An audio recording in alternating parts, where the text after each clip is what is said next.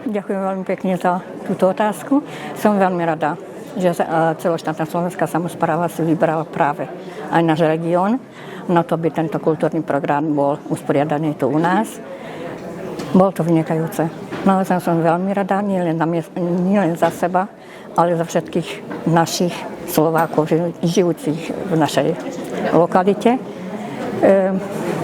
Je pravda, pribudla k nám aj Dunajčáza, ale sme im veľmi radi aj kvôli tomu vystúpeniu, ktoré akože oni, deti ukázali veľkému obecenstvu.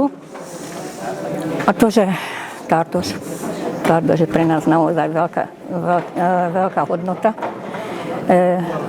Na všetkých našich podujatiach, ktorých poriadame, keď máme čas, alebo keď majú oni na to dosť času.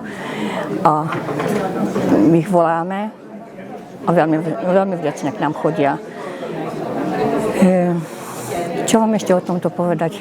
Krásna akcia. Pani predsednička celoštátnej slovenskej samosprávy má stále prekrásne prejavy. Zase sme sa zamysleli nad tým, jaké to bolo pred 4 rokmi, jak je to teraz a jak to bude po týchto voľbách.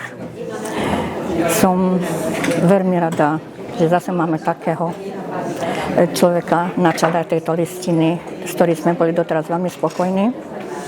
A dúfam, že pre nás, pre Slovákov, tu žijúcich v Maďarsku, bude vykonávať tú funkciu tak, ako aj doteraz, alebo aj niečo lepšie.